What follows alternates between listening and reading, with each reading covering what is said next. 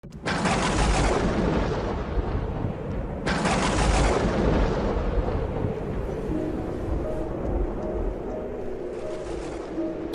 aquel tiempo, Jesús y sus discípulos llegaron a la otra orilla del mar, a la región de los Gerasenos. Apenas desembarcó, le salió al encuentro de entre los sepulcros un hombre poseído de espíritu inmundo. Y es que vivía entre los sepulcros y ni con cadenas podía ya nadie sujetarlo. Muchas veces lo habían sujetado con cepos y cadenas, pero él rompía las cadenas y destrozaba los cepos y nadie tenía fuerza para dominarlo.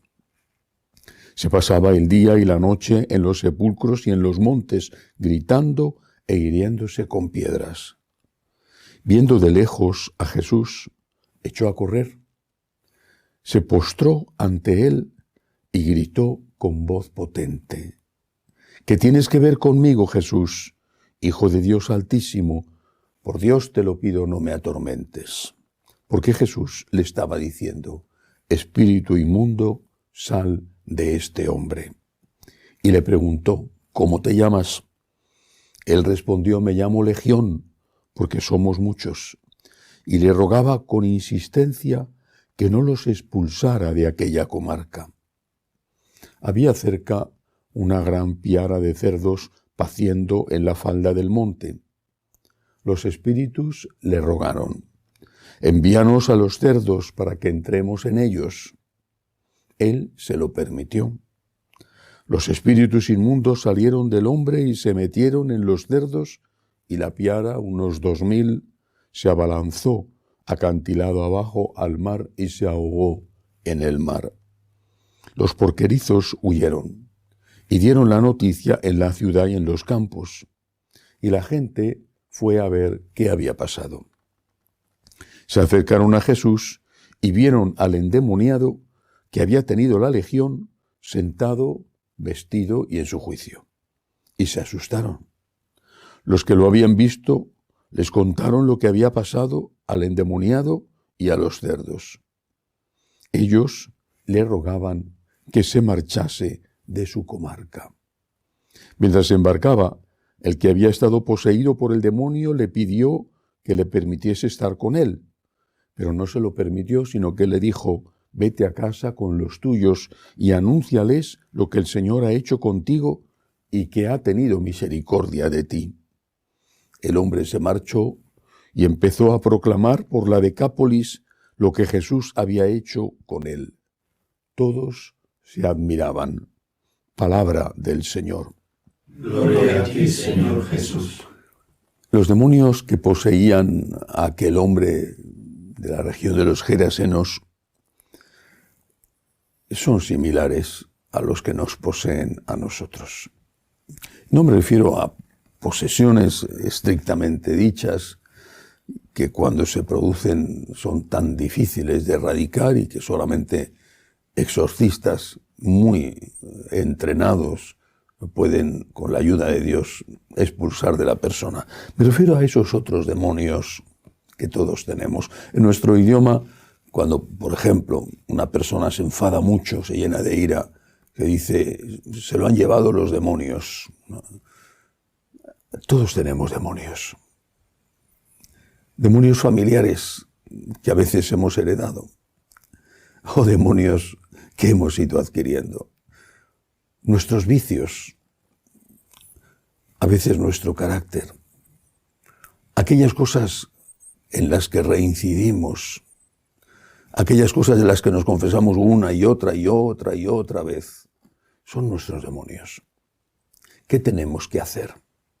Pues pedir al Señor que expulse de nosotros esos demonios. No hay que rendirse, hay que luchar.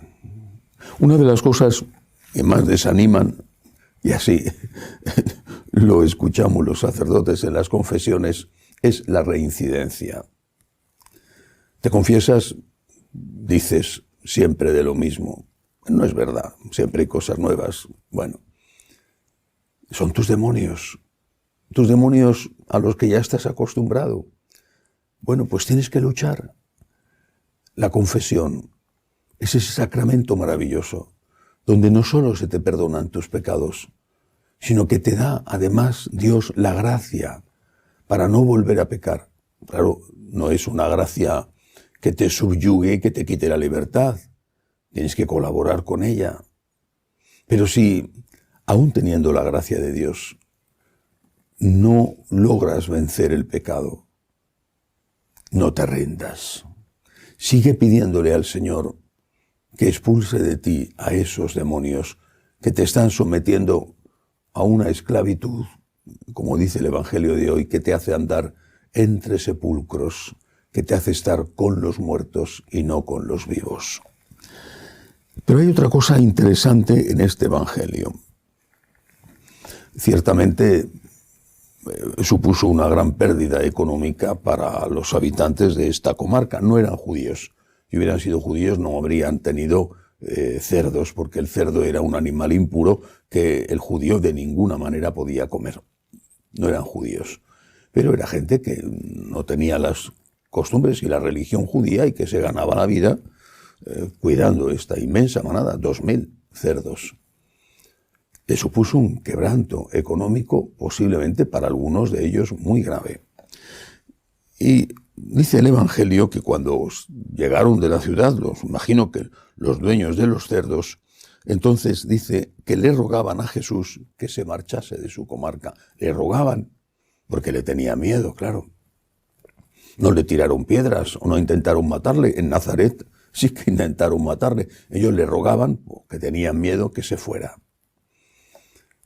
Es decir, cuando hay que pagar un precio por algo, generalmente no queremos pagarlo. Queremos que la cosa sea gratis o prácticamente gratis. Quizás si el Señor hubiera expulsado al demonio y lo hubiera metido en 1 o 2 cerdos, bueno, pues el dueño de los cerdos quizás no se hubiera estado muy contento, pero en el conjunto hubiera dicho, vente a la ciudad y mira, tenemos allí unos enfermos, tenemos un problema con esto, con aquello, ayúdanos. ¿Estamos dispuestos a pagar el precio de la santidad? Y el precio de la santidad empieza por la oración, con la confesión, con el arrepentimiento. Ahí empieza el precio de la santidad que hay que pagar. Es Dios el que va a echar de nosotros los demonios. Es Dios el que va a vencer. Pero tenemos que colaborar con Dios. Tenemos que pagar el precio de la santidad. O más bien, le decimos a Jesús, es un precio muy caro. No quiero renunciar a esto, a aquello, a lo otro. Y por lo tanto, márchate de mi lado. Y Jesús se fue, se marchó. Le echaron de su lado y se fue. También nosotros, por no querer pagar el precio de la santidad, echamos a Jesús de nuestro lado. Lo que tenemos que hacer es pedir con humildad al Señor fuerza, es decir, la gracia y misericordia. Pero no echemos a Jesús de nuestro lado, porque si Él se va, ¿qué será de nosotros? Quedaremos en manos de los demonios. El Señor expulsó a estos demonios de este hombre y los del pueblo se quedaron poseídos por el demonio de la avaricia y seguramente por otros demonios que fueron muchísimo peor para ellos. Que así sea.